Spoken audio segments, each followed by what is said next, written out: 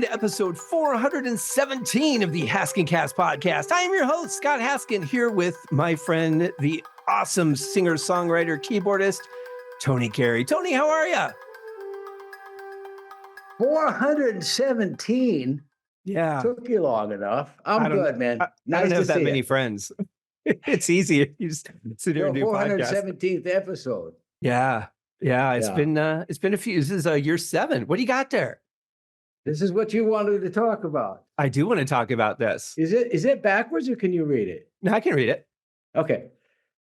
This is Mandoki Soulmates, which is more of a European thing than an American thing. But we're working on that. It's I gotta say, supergroup. Guy is a buddy of mine, Leslie Mandoki, has had this band for 30 years. And the current lineup on this album is Ian Anderson from Jethro Tull, Al Di Meola, Mike Stern on guitar, Randy Brecker on trumpet, Bill Evans on sax, me, Hammond organ and vocals. Mm-hmm. Simon Phillips played the drums. John Helliwell from Supertramp played the sax. Richard Bona, the world's best bass player, played the bass.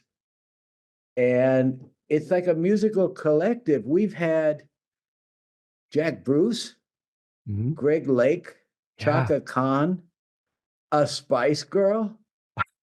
That's amazing. I've been doing it with him it's not we don't rehearse or we don't play a lot of gigs. We're playing like 4 times this year. And we play like 4 times every year. And we play, it's so expensive to put this kind of star-studded lineup together. We play for governments. Wow. We played we're sponsored, always sponsored. So we played for, we played in Sao Paulo. We played in Tanzania, in Africa, for the Aga Khan charity. Mm-hmm. We played in Peking or Beijing. We're playing in Santiago, Chile later this year. That's on the cards. And I was excited. I thought you were going to say San Diego. Santiago, yeah. It's San Diego. And all these exotic places. And we always play in Budapest because Leslie's Hungarian. Okay. And the Budapest are always on their national holiday, which is around the 19th, 20th of August.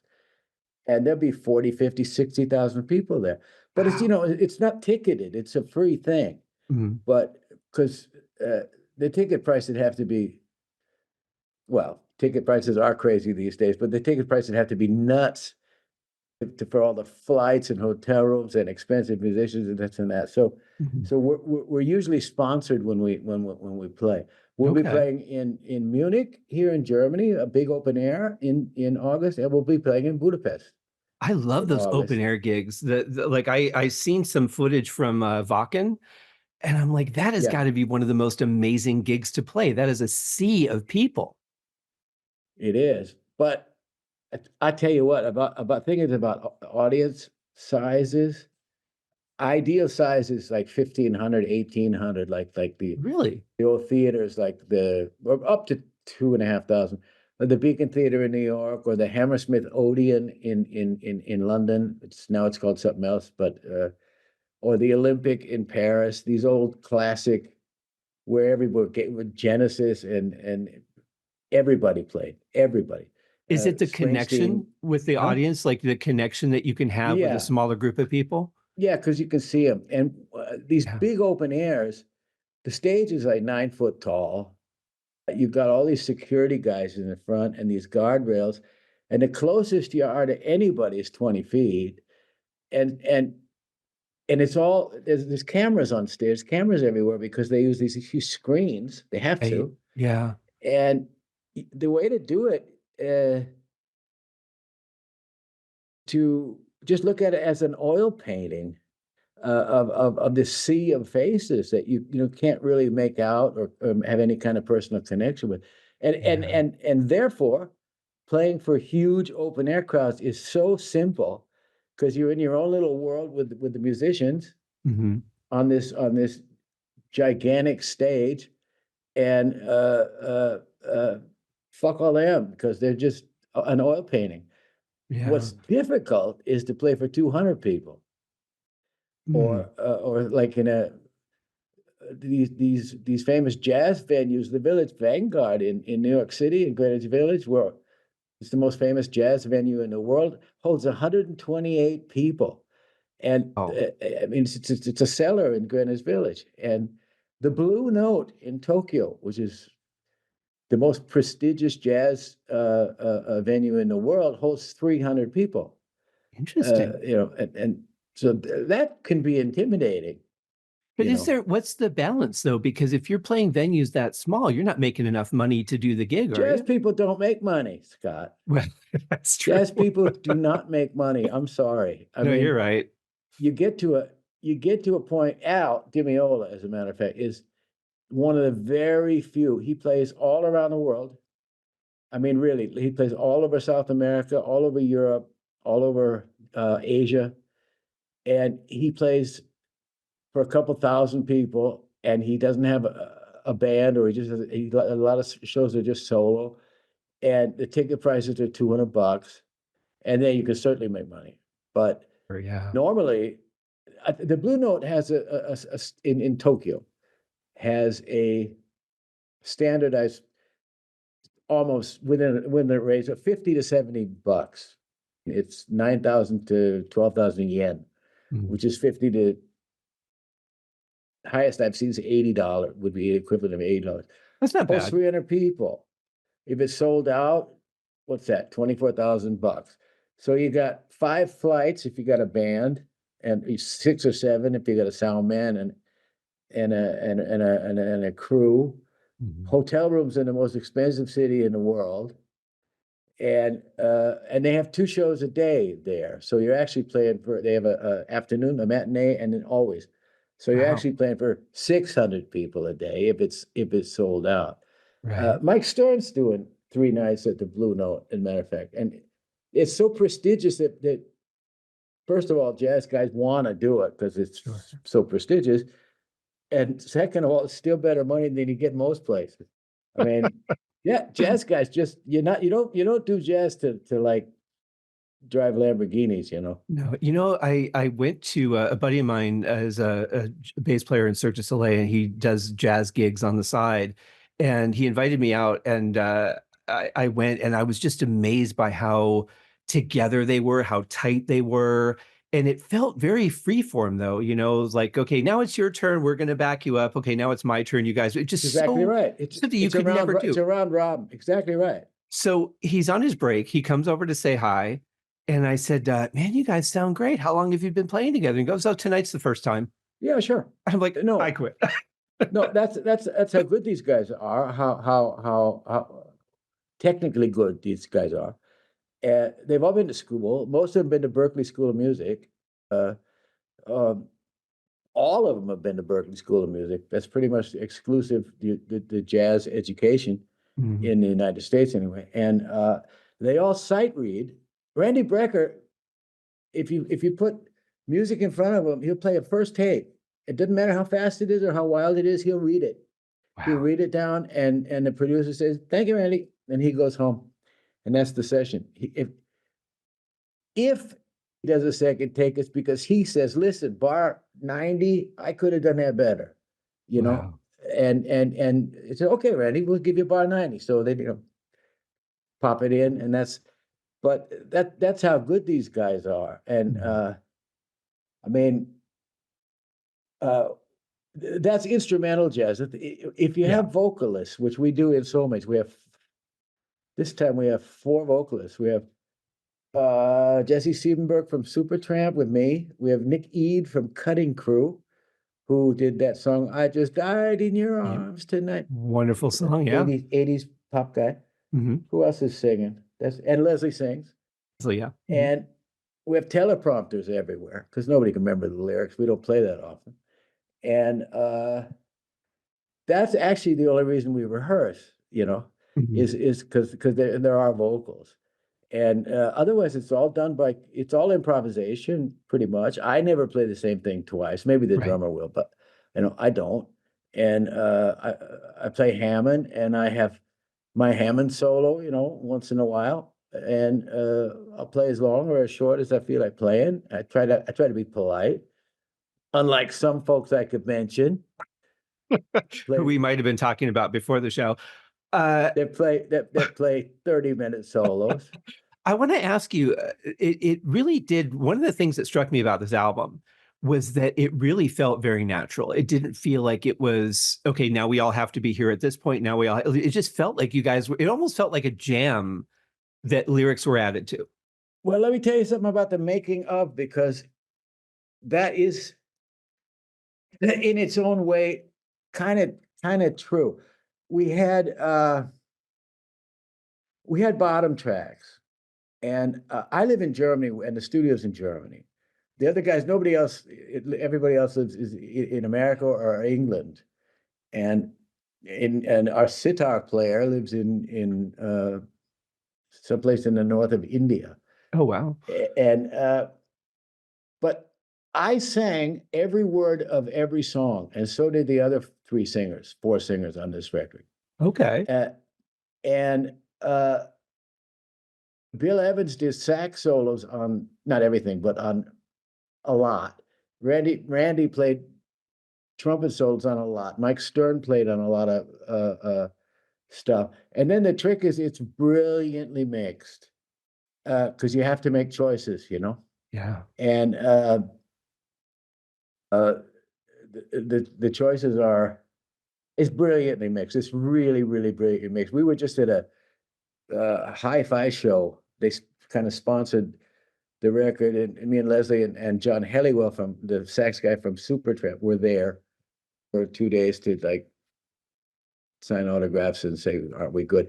And I got to hear the record on $1 million stereo systems. It's called High End, the Mhm. high end show in Munich.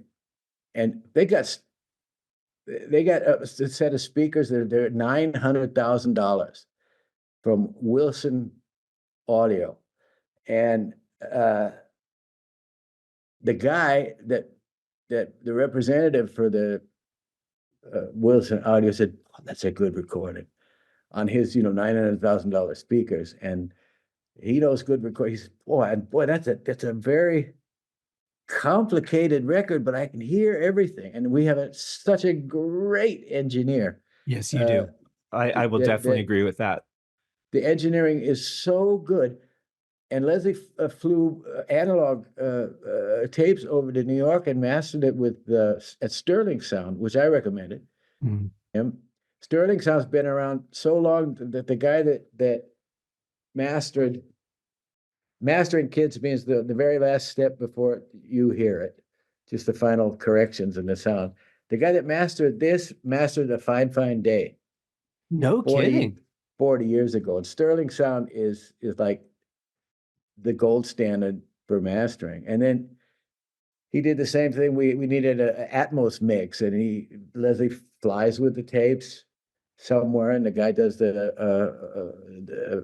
Atmos mix, which I only heard, actually the only time I've ever heard an Atmos mix was at this high-end music show, because they demoed it and we listened, and I actually didn't care for it. I like used to like two speakers, but Yeah. anyway, a lot of care was put into this. Yeah. And the sound is outrageously good. The songwriting is really good, Mhm. but to my point that it sounds natural, I'm always the first singer. 80% of the time I'm the first singer, because I do live here. It's just a little train ride down to Leslie in the studio, and he'll have something, and I'll fit his words into something, and that'll be like the starting point. But then every other singer will also sing it, you know, basically using my template, and then doing their own little things, and Right. and so by the time it comes around to mixing it, you're spoiled for choice. I mean, you got 5 lead vocals, and you'll notice that nobody sings a whole Soulmate song. They're always at least duets. Right. or there's three or four singers on them. So is it Bob that makes those decisions then of whose final track is on what? Who? Is it who? Bob? Who's Bob? Bob Mandoki. Leslie Oh, Mandoki. Leslie, I'm sorry. Yeah, it's Leslie Mandoki. He's the producer. He's a great producer. He's produced about 100 records and really, really good platinum records. He's my age. He's 70, and now he's 71. He's a little older than me. I'll be 71 in October. Yeah, he's just a great producer, and he makes those decisions with the engineer. The engineer's got something to say because he's fabulous, and I got something to say too. You know, I mean, he sends out rough mixes, and he says to everybody, and he says any suggestions, and everybody write him like detailed pages of notes, and he takes everything in and he does what he wants to do, but he's happy for feedback. You know, and yeah, he makes those decisions. Yeah. Yeah, I would think so. It's certainly, I mean, I think that the challenge would be being tempted to not release every version, to just say, okay, here's the versions with all of Tony Carey's vocals. Here's the versions with this person's vocals, and just put everything out there because it's got to be good. You could actually do that. There's a reason why we have tape archives, and Soulmates is a brand at this point.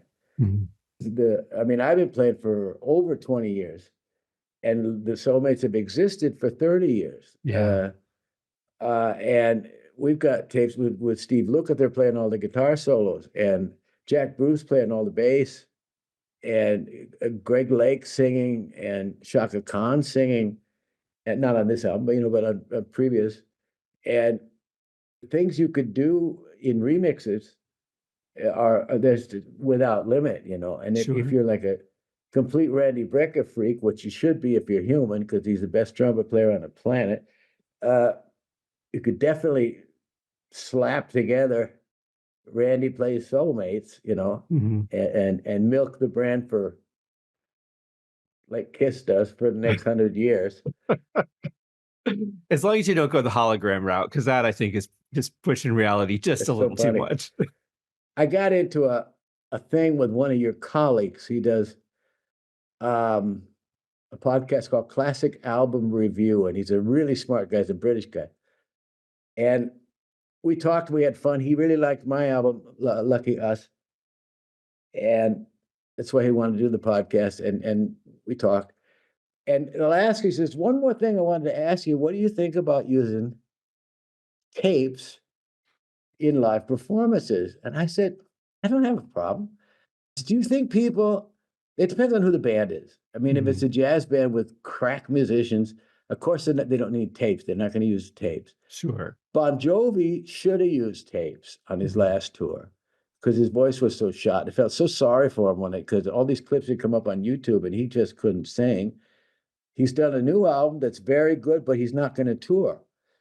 He said, I can't tour. You know, I can't do that 2.5 hours a night, or end up being like last time. You know, and he could have benefited from some lip syncing, but he didn't do it because he's an honest guy. Yeah. But who buys tickets to see Motley Crue and gives a shit if Nikki Sixx is playing a bass or if the bass is coming from a computer? That's not why you go see Motley Crue or Kiss or all these glam rock bands, you know. The Rolling Stones probably don't use tapes. They don't need them. They're sloppy in their wonderful way. You know, they're the Rolling Stones. And they're 80, and it's amazing. Springsteen, I just saw a live Springsteen show. It's all live all the time, and he's not the Springsteen he was in the 80s and 90s, but he's still magnificent, and he plays for football stadiums full of people, and it's the greatest show on earth. So when I got this go round about, because this guy's like vehemently opposed, and what set it all off was there's one band, I don't know their name, but they had to cancel the show because their laptops got stolen. Wow. And I said, no, but I said, wait a minute, you have to understand these days. Depeche Mode, Pink Floyd have used tapes since the 70s, first of all. Second of all, today what's on a laptop is not just additional background vocal or orchestra or whatever. It's also all the lighting cues. Mhm. It's all the monitoring.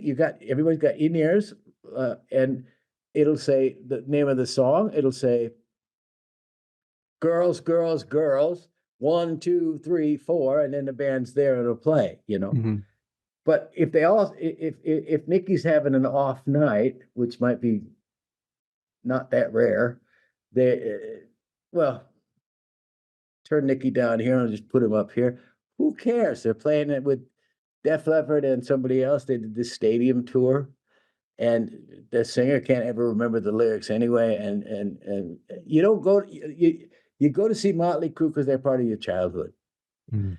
because you grew up with them in the '80s and you don't really Right. care. I think there's a couple different facets to it. Like if you look at, I don't have a right to tell anybody that they can't do what they want to do. If they want to keep touring, if they're okay with Yeah, doing it that way, who am I to tell them to stop? It would be my choice to say, I don't want to see, I want to see them play. If they're musicians, if I'm, if I want to buy a ticket, I know what I'm getting into either way. define musicians, Scott. Well, Is Nikki yeah, Sixx a musician? of course he is. Even if he's Is he? not playing live, he's still somebody who has played an instrument. He's written songs. I think that would Yeah, qualify him I as a know musician. Yeah. he's a writer. Yeah. But where I would draw the line, I think, is more along like the Dio hologram tour. I don't think I would want to see that. That was just It's not creepy, him. wasn't it? Yeah, I got the pleasure of seeing him perform live one time. Yeah, And yeah, what's the point of going if the main guy's not there? that was dead. If the main guy's dead, I Yeah. mean, that was creepy. I saw some of that too. That was a little bit above. But the idea of who am I to tell anybody what to do is really important, because that's exactly right. Who am I to tell anybody what to do? If it makes them happy, and if they keep their mortgage paid off doing it. I mean, these Yeah. people are getting old. None of my business. And uh, Well, and they may show the have you clip seen of Neil them. Young lately? I have not. He's on tour with Crazy Horse, Oh, wow. and Okay. I love Neil Young. Everybody loves Neil Young. Sure. He comes out, he looks like he sleeps under a bridge. I mean, he's really completely, the whole band stopped caring. They haven't washed their jeans or their t-shirts in months. And they come out, and I mean, he's 77 or something, Yeah. and he plays. That's all real all the time. There's no Oh, tapes yeah. going on there. I think And he it's would a good like, it's a good show, but yeah. it looks like down at the Midnight Mission. But I'll say, if you look at clips of Motley Crue now, the kind of stuff that you're talking about, Yeah, look at the crowd. There's they still don't a care. huge crowd for Yeah, even with all the everybody knows what's going on. They're still yeah, out there. it doesn't make a bit of difference. People go see Britney Spears. There's no way she's singing that stuff. Right, It's right, not right, right, right. possible. They're going because it's a show. Right. I But mean, listen. When you go see, uh, I'll go way, way back. You go see Star Wars. Do you really think there's Wookiees? It's a show. right. Do you really think? Do you really think "Beam Me Up, Scotty" was like a real thing? Wait, Or- what? Yeah, I well, was that sure was next year you're from. going to tell me there's no Santa Claus. Yeah, no Easter Bunny. But your No, so point about the I got 80s anyway. though. This Yeah. very nice fella at Classic Album Review and me kind of got into it because he's vehemently opposed, and I made the point that look at the faces. These people are having a gas. It's good their day out. They're drinking beer. There's 60,000 people in a football stadium, and they're watching their favorite band from their childhood. Mhm. There's no new fans, Yeah. which is why Motley Crue doesn't play any new material. Or Bon Jovi might sneak, if they have a new album, they might sneak two songs in the middle. Mhm. But people are there to hear "Living on a Prayer" and all of that. Sure. It's show business.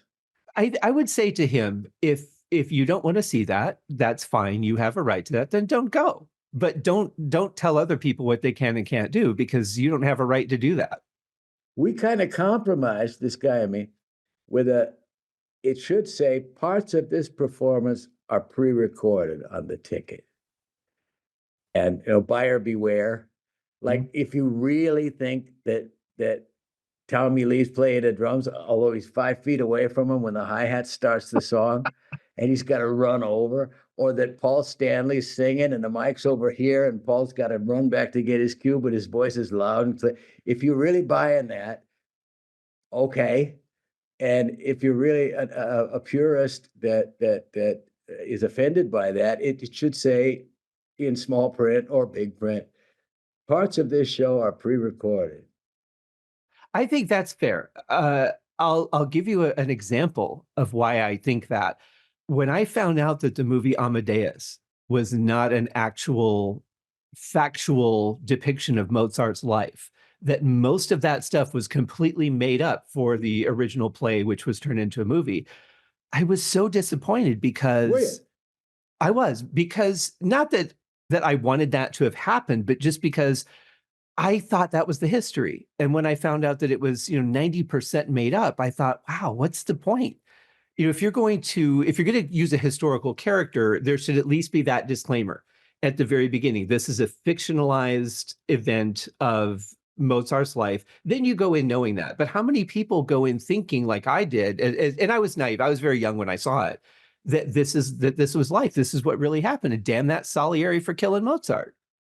Did you think the first time you heard Born to Run or Born in the USA, that Bruce Springsteen was a steel worker and rode a Harley around with a bunch of criminals, or rode trains like Woody Guthrie when you heard Nebraska?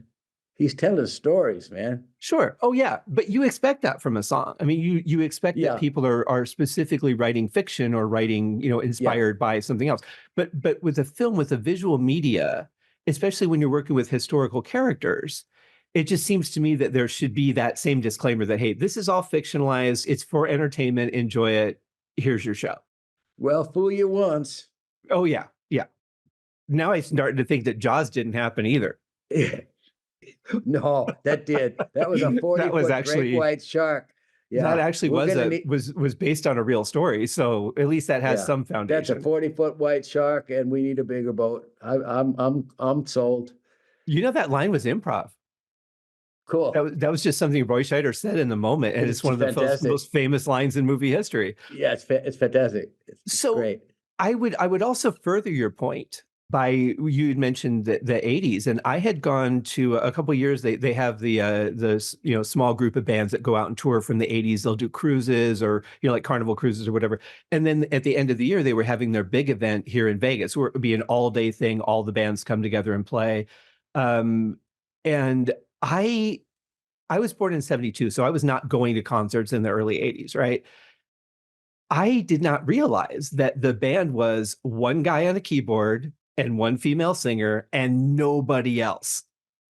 And then you would have like a full band that would come on, and then you would have like another maybe 2 or 3 person band, but it sounds like a full band. So yeah, we've been doing that forever. Keith Emerson. Forever. I mean, did Keith Emerson play all those parts live? Absolutely not. And yeah, welcome to, I mean, gee, I hate to break it to you, kid, but welcome to what's really going on, Depeche Mode sold out the Rose Bowl 25 years ago to 100,000 people. Yeah. And they are famous for having a absolutely brilliant, crystal clear, gorgeous live sound, loud, but you can hear everything. It's perfect. Well, they're a trio, and one of them's a singer. No, maybe there was 4 of them, but one of them's a singer. Where's all this music coming from? Yeah. Now, one band I would say that could really pull that off was the Police. The 3-piece band on stage, unbelievable. When I saw them in '82, they had I heard Stuart Copeland tell the story, and I saw them on that tour for about 1,000 people in a theater, half-full theater in Fresno, California. They had just got the first royalty check, and they went to a music store in New York City and bought 5 of everything. And Sting and Andy were using these Moog foot pedals. and they're bass pedals if you want them to be, but they'll play any note that a mini Moog synthesizer will do. Mhm. And they had them sounding like French horns, and Mhm. they're both stepping on, and it blew me away how good they were. And I knew about the Police because I kind of keep up, but they weren't huge. This was like a half full theater, and they weren't using any tapes. They were using their feet, and Yeah. like Rush did later. He used the foot pedals. Geddy used the foot pedals a lot, and they were getting amazing sounds. But it was like two other players, so they weren't 3-piece; they were 5-piece. Mhm. And the sound was like just spooky and excellent, and staying on. It was one of my really influenced me a lot seeing the Police in 1982. What a band. What a band. Of course, What a you were pretty band. busy yourself back then. Yeah, yeah, but yeah, but I'm still ready to see the Police, man. Do you prefer writing songs on guitar or keyboard? Or does it depend? Keyboard always, Really? and I don't know how other people write because I don't care. But the way I write is no, I mean, as long as it gets done, I don't care what the process is. I But just love the way that sounded. yeah, yeah, I'm too old to give a fuck. So uh, I always will start with a click track, a rhythm box. Yeah, Why Me? My song "Why Me" was a bossa nova on one of these little old '80s rhythm boxes, Huh. and I'll Okay. put chords on it with a keyboard or with a piano or a synthesizer. Just chords down that I like, it's my style, and no idea what the lyrics going to be ever. The lyric always comes last. Sometimes on some songs, the track was finished, had the solos, had the guitar solos, had everything, had except background vocals and vocals, because I hadn't written the lyrics. And then you give me a deadline and I'll write the story. But the way I write is I use the studio to write. I don't write with a little dictaphone on a piano, and so I don't forget stuff. And I don't write paper until the last, till it's due, till the deadline comes. I'll be in the studio and I'll hear it back a million times, and I'll get melody ideas, and I'll have an idea what it's gonna could possibly be. And I don't know what suggests the lyric. There's always something in the music that suggests the lyrics. If it's a country thing, I write a lot of country. Most of my songs are country, and regardless of how they're produced. And it's a real country thing, then gee, my truck won't start, my dog died, and all that shit. And I'll have that kind of thing in the back of my head, and write a story about, my girlfriend won't come back, and I drink too much, and I lost my job, and I'll tell you what, as a drummer, I learned so much playing in a country band. We were doing older country, 40s, 50s, stuff like that. And man, if you don't learn your meter by playing country, you never will. you you got to be good to play good country. Mhm. Country's tough. Yeah. I mean, you got to be like really, really, really good. That's what makes the E Street Band, while we're jumping ahead a half an hour, so good. Mhm. Doesn't matter how old they are. Is they're the Yeah. world's best bar band. Mhm. They can play 2,000 songs or something like that. They played before they got famous. They played every bar in the world every night, and they know all the songs. And Bruce has got a guy downstairs. He's got a teleprompter that we don't see. It's buried in the stage, and he can read it. And he's got every song lyric that ever was. And because these guys, the band, knows every song that ever was, I've seen him do "You Never Can Tell," Chuck Berry song. They did it in Leipzig here in Germany, open air. They did it for 90,000 people, and they'd never played it. Da da da da da da da da da da da. You got to And love that confidence though, to just be like, I don't care what we're doing it, and just go for yeah, it. so the people hold up signs, and in the third row, somebody had a big sign that says, "You Never Can Tell, Chuck Berry." He says, "Sure, we'll do it." And yeah, you gotta love everything about the band. And when it goes to the four chord, which the musician kids means the second chord in a blues 12, but whatever. Bruce the chords all correspond to numbers, and he'll hold up a 4. That's what he's doing when he does that, and the whole band knows the 4 chord is coming up, Right. irregardless of what key you're in. And if he holds up 2, it's the 2. And the band doesn't make mistakes; they just don't. And of course, he had horns, and horn arrangements are a little trickier. Yeah. But they have this kind of standardized E Street horn groove that even the horns were playing. And by the second chorus, they had a line, and they were all playing, and they all came out and did solos, trombone solo, and all. It was glorious, and just improvisation. And now he couldn't have sung it without because nobody remembers lyrics. He couldn't have sung it without the lyrics scrolling. But he did. But he had them. Every lyric ever written. Yeah, that's fair though. On a memory stick, on a USB stick. So I have a friend who, when he lived in Vegas, he was part of the $1 Million Quartet, and he was Jerry Lee Lewis. Very charismatic guy, but on his off time, he would play at the piano bar, and he would, whoever was there, they would just suggest songs. He would pull it up on his iPad and go, all right, I'll play it.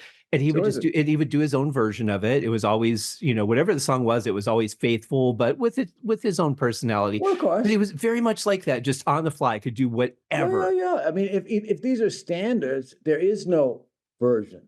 Like Sinatra did it one way, Pat Boone did it another way. Liza Minnelli did it. There's no standardized version. There's just the song, and the melody. And that's what I'm saying about educated musicians that can read on the fly. They do need the lyrics. I could tell that from experience. Nobody can remember all those lyrics. Yeah, but you get on your iPad, and here's the lyrics, and above the lyrics are the chord changes, and the song kind of. And even if you don't know the song, the vocal melody's in notes. And if you're good enough, you can just read that down. Yeah. The background singers in Nashville and in Vegas, you hire girls, generally girls, to come sing, or guy, what doesn't matter. But you hire people to come sing your background vocals. They've never heard the song.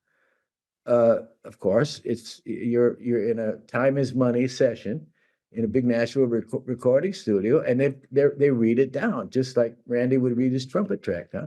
Right. And the first take is always, that was fine. Next, unless somebody says, bar 23, I was a little flat. They go back and listen. Yeah, she was. Let's do it again at bar 23. And then that's the top pros.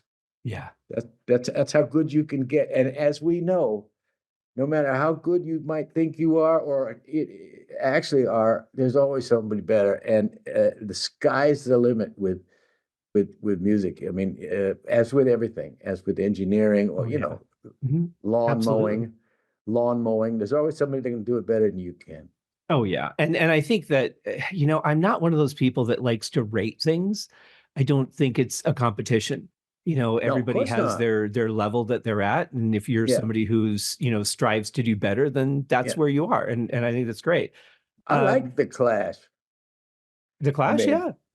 I thought they were great. They had that vibe. I like the Ramones. I thought they were great. Sure. They had that rough street energy.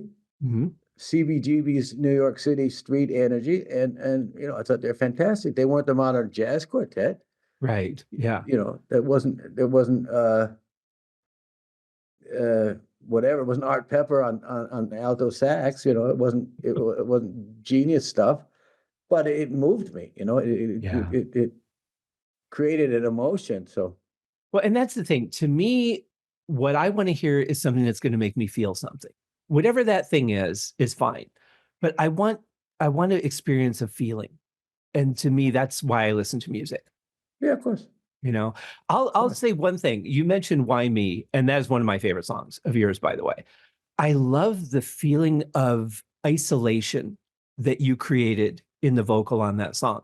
I mean, the music is rich and full. You don't feel like you're alone musically, but vocally, I felt so alone listening to that song. That was amazing. Well, that means I succeeded, because the song's about an astronaut that gets a panic attack. At the countdown's running, he says, I really don't want to be here. Yeah. I changed my mind, fellas. There was a book at the time called A Few Good... No. What was the book about the astronauts? A Few Good Men was the Marines. That was the Marines. I'm not sure which one. Oh, I don't know, man, a really great book about the astronauts. But anyway, and then I'd been reading it, and I got this, just, okay, right about, I saw, they're all racing their Corvettes on Cape Canaveral and the beach down in Florida, and they're all hot shots and Top Gun and this and that. And I was thinking about, well, here's a guy that maybe he has his moment. He wakes up and say, what am I doing here? Are you crazy? Am I out of my mind? Why me? Have you seen that picture of the first untethered space mission where they went out without the cord to attach Yeah, I think I did. I think I did. And how they got back with thrusters? Yeah. Yeah. Imagine if you had a panic attack in that moment. You're not tethered. You're out there. I mean, that would be about the worst time you could have one. A panic attack? Yeah. But these guys have had so much training, and they're so confident. You have to be. And was he out? He wasn't alone. He had a crewmate. Yeah. They could go get him, and I bet they got some kind of a grappling hook gun. I know they do. Or maybe like a remote control for the thruster. If he's not too far away. Yeah. If he's not a mile away, if he's, within reasonable distance, you still see him. I bet you could shoot him with a suction cup and pull him back in. Yeah, or maybe like a remote control system for the jetpack. Yeah. Oh no, absolutely. Yeah, that's a lot of trust to put in somebody in a moment like that. See. So I wanted to ask you. So you're doing a few gigs with the Soulmates. So how do you guys do it live? Since since you're all over the world, how do you prepare for We get together shows? in Munich. You do, okay. We're getting on 4th of August. Because I live here, I go early, and we have a core band that's always there. And then we have the guest stars, of which I'm one. But I rehearse with the core band because Leslie's my buddy, and if I didn't, they wouldn't have a singer. And I'll sing everything, and we'll rehearse for a week. And then let's see, Mike Stern, Randy Brecker, Bill Evans, John Helliwell, Jesse Siebenberg, Richard Bona, Nick Eade. They'll come a week later for about 3 rehearsals, long rehearsals. And it works because we're all pros. And the only thing is, this time we're playing some new material. We're playing about half of this record. Wow. So I need the rehearsal myself, actually. And I'll start rehearsing in late June for at least a week. Just me to learn everything, and then we go down and we meet at the studio. It's big enough to fit all of us, and we'll rehearse there for sounds good. And we have it's logistics. The thing is, you got to make sure everybody's available. You got to make sure, hope that nobody gets sick, all this and all that, because it's like I said, we don't go on the road. We don't play 80 gigs a year or 180 gigs a year or anything like that. We play big, sponsored, usually events. Well, that's the challenge with an all-star band, right? Just the scheduling alone is probably the biggest nightmare. Yeah, it is. It is. And getting everybody paid and getting everybody's flights and hotels, because we're all old men. We don't stay at Holiday Inns. Right.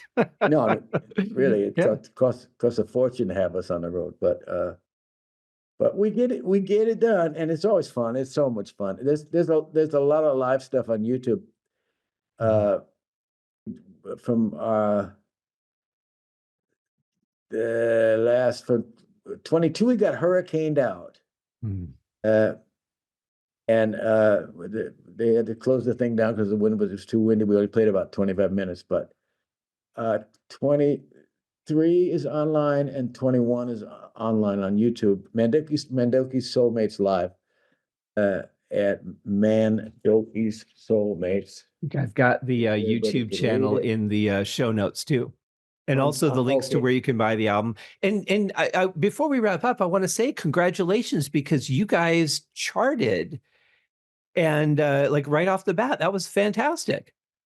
It was a lot of Leslie's work, not mine, Leslie's. He was on every TV show in this country.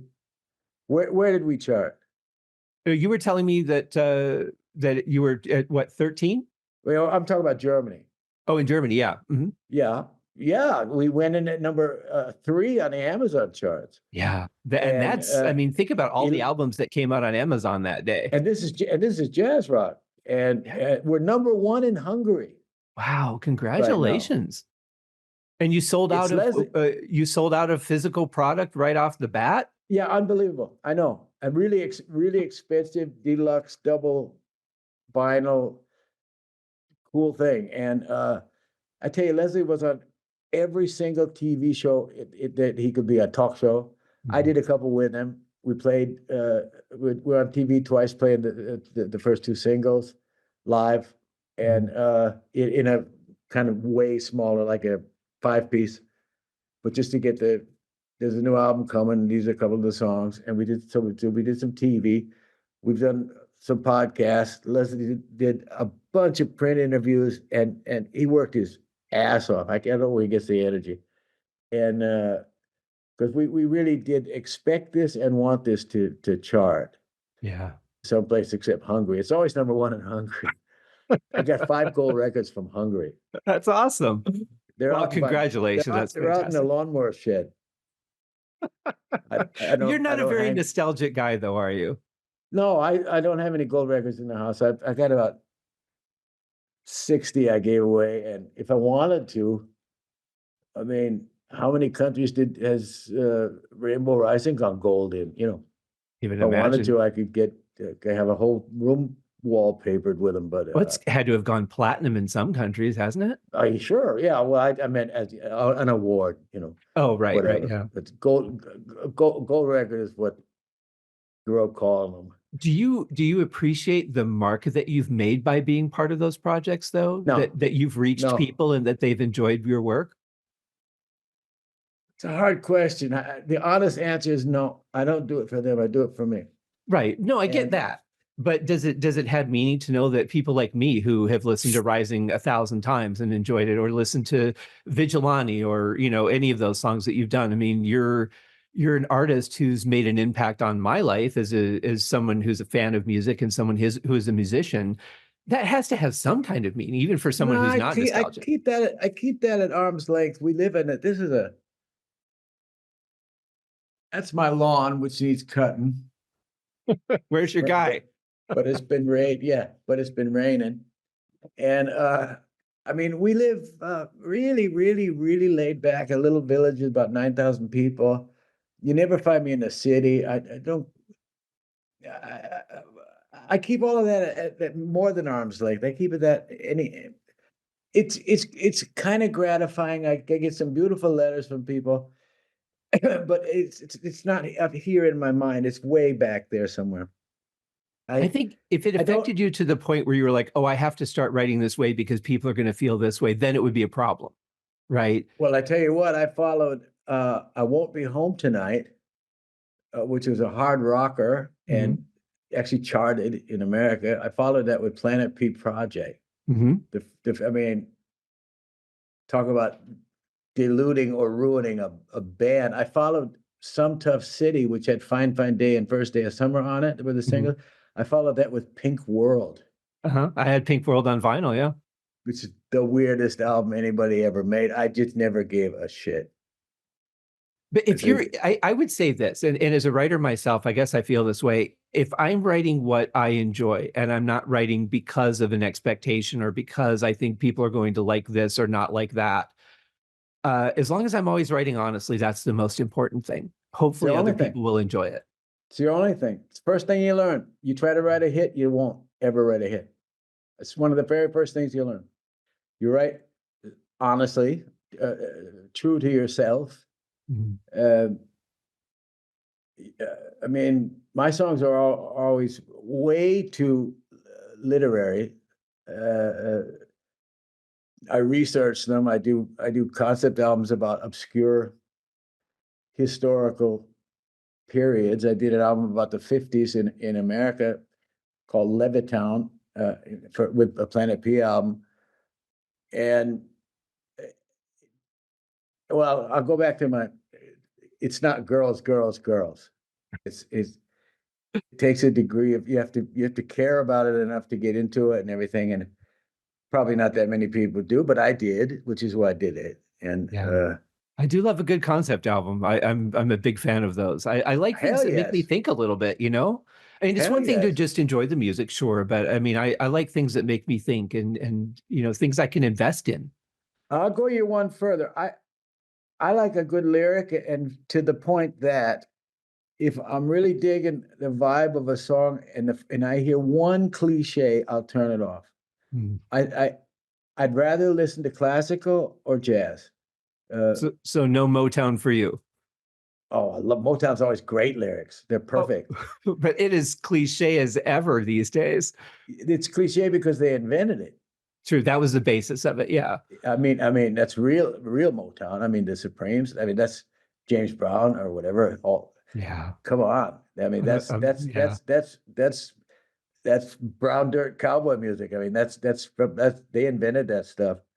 No, I mean today, if I hear I'll zoom through Spotify and see what's and if the lyrics boring or derivative of me, I'll turn it off. Doesn't matter what the music. So I'd rather listen to music without singing. Mhm. If it's not an engaging to me, subjectively, not an engaging lyric, I'd Yeah, rather listen. I totally get that. I'd rather So listen to Art Pepper. before we go, what else are you doing besides Try to Mandoki keep the sun Soulmates? off my face. Yeah, go Yeah, ahead. I know it's yelling Yeah. at me through the way. See, I live in Vegas, and this time of year, you just wonder what you did to make the sun hate you, because it feels like a personal attack. So San Joaquin Valley's the same. I mean, yeah, it'd be 104 for 40 days in a row, you know. And wow. I know my folks are from my family's from Vegas. My mom and dad met at Las Vegas High School. Oh We used wow, to go over and visit my grandparents when I was a sprout. we I know have more Las lights Vegas. now. Yeah. Well, Uh, we had the Howdy Cowboy, Howdy Partner on uh Frontier Street, I think. I think it was French. Yeah. Yeah, he's at the Neon Museum now. Really? Yeah, they have all the old signs and Oh, that cool. were dedicated, so they're all in one spot. So aside from the Mandoki Soulmate shows, what else do you have going on? Are you writing anything now, or what are you doing? I'm just releasing with a German record label a Planet P record called Ooh, Steeltown, nice. which is a concept album. It's the history of Norway. And I've got absolutely wonderful graphics. I got this absolutely genius graphic artist. That is stunning. It's amazing, and it'll be a LP, and then they look really good. Hmm. And So it's going to be a gatefold LP? yeah. It's going to be really expensive. I don't know if you can see this, but this is two kids looking Mhm. into the future in the mountains, and they're in occupied Norway, and they're trying to get to someplace where the Germans aren't. So is this Concept, World War II time? yeah. Okay. Some of it, and some of it is the Crusades. This is the first Crusade Wow. Okay. in 1100, and which is Christians versus Islam, Mhm. and continues with remember the madman that shot 79 kids in Norway? Mhm. Anders Breivik was his name, and one's called On the Side of the Angels, and it's also about the Crusades in a way, because his thesis that he wrote, like they all do these nut jobs, was he was protesting the Islamization of Europe. Mhm. So he really killed 79 children. It's a nut job, but this is my King of Norway picture. I like that. It's good, huh? That's a beautiful. Such a stunning graphic. Yeah, this guy's amazing. Yeah. Yeah. I will never understand. I understand. I'm not a violent person, but I understand Oh, people I who am. Go ahead. who need to feel the need to get revenge or so. Like I can understand that. I cannot understand wanting to just hurt people who have nothing to do with you. Like that concept just, it I'll never understand that. All I got to say about that is follow the money. But I'm thinking Always. like the Vegas shooter. I don't know if you heard about that a few Sure. years Hell ago. yes. At the country concert. Yeah, I actually was almost right in. I would have been right in that area had I not gone to a show at the House of Blues the night before, seen a bunch of people dressed in country garb, and I thought, there's probably a big show in town or something. So I Who was opted it? to Was stay it home and work in Jason the Aldean? studio. Who was it? Who was it? Who show? Oh, the shooter's name? No, the show. It was friends of mine that were doing like a battle of the bands at the House of No, I Blues. mean at the guy was shooting at. Oh, I think it was the a country Jason festival. Aldean. Jason It was Aldean show. I'm not sure it was a festival. It was just a Oh, bunch of okay. different bands. Yeah. But I would have been driving through that area right at that time because that's when I would normally go on my walks because I used to go Yeah. down to the strip once a week and walk. So I would have been right there at the time. Yeah. But I don't get that. Like I don't get that. I don't get Columbine, all these school shootings and things. Nobody Like I don't gets that. well, Columbine, I take that back. Columbine, I understand because that was a revenge thing. Yeah. But they also shot a lot of people that didn't hurt them. And Sandy that Hook. Sandy Hook, yeah. I just can't understand. Like my brain doesn't wrap 20 around kids that. and 6 teachers. Yeah. Scott, nobody understands that. That's lunacy.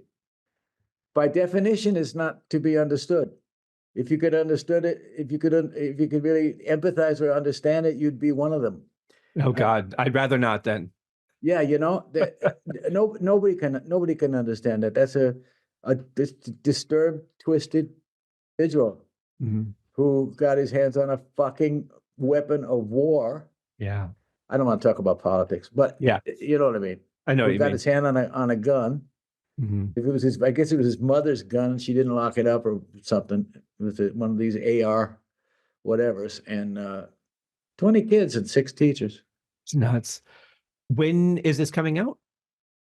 It's out. Oh, it is out. All It's right. unfortunately only out on in Europe. But I know there's import people that'll have it. This is Planet P Project, Steeltown. Do you If you have go on- a link that you can send me? I'll have a look. I got a link for Amazon. I mean, Okay, yeah, that's perfect. Amazon Germany. Okay, I'll put that But- in the show notes. And sometimes we could, if it's an item we can't get in the States, sometimes we can order through like the foreign I know. Amazons. Yeah. Yeah. It's it's not the cost of the item that usually bothers me. It's the shipping. Shipping of one of these to America is $20. Yeah. And this album is already an expensive CD because the artwork was so extensive. The CD's 19 euros, Mhm. which is about $20, and the shipping's at $20. It's a joke. And I sent a few to buddies. I sent him in little, bubble pack envelopes. Like Mhm. it's not a big package. Yeah. It's just automatic $20. Yeah. It's So, nuts. It's nuts. yeah. Well, I will I'll get see that if I link in can- the show notes though. What I will do is I'll see if I can find. I'm sure I know somebody that knows how to get this stuff on import, and if I can find a link, I'll send it to you. I got your address. I know where you Yeah. live. You can't hide from me. I'm not even trying. Well, Tony, All right, thank you so much, my friend. It's always great to chat with you. Best of luck to the Soulmates gigs and to your new album. I'm looking forward to getting a copy of that and checking it out. I have to say, when I first listened to the Soulmates album, I was just blown away by the sound of it. First of all, the musicianship, which is not surprising if you look at the cast, but you can also say we've got the best hockey players and we put them on a team. It doesn't mean they can play together. Doesn't mean they're a team. That's right. Yeah. Exactly. But you guys feel very much like a cohesive, we're all in this song together. And I absolutely, from start to finish, I love the album, except for that one snare hit from Simon Phillips. I'm sorry, Simon, it just sounded weak to me. Other than that, it's a perfect album. That's funny. That's funny. But he is so stunningly good. He's got his own band, a 5-piece. They play instrumental stuff in really obscure time signatures, and he is so good. He's got the best sounding toms in the business. Kids, that's these drums on the top. They go Right. boop, boop, boop. And The Simon thuddy ones. is so good. He's just a pleasure to play with. His precision is just, whether you're listening to him with Toto, whether you're listening to him solo or something he's doing in a different band, there is nothing I've heard him do where I haven't gone. Yeah, this guy played with the Who. Yeah. Yeah, I mean, that's right. Well, I mean, I think Toto would be a really challenging band because Jeff Beccaro was not shy about making drums difficult. Nay, of course not. Toto would be a really, you got to have some chops to play in Toto. Yeah, and he was 20 years, I think, with them. Yeah, he was 20 years with them. Yeah. Sure. Yeah, crazy. Well, thank you so much, Tony. I will. I will check out your new album, and we'll get back together and have a discussion about that one. I will send you a download of the album. Oh, thank you. Yeah, just a 16-bit download. I'll send you one. Oh, I look forward to it. But I still want to get it because I want that package. That's a beautiful package. You like my package, huh? Let's not phrase it that way. All right, kid. All right. You have a great day, my friend. Take care. Bye-bye.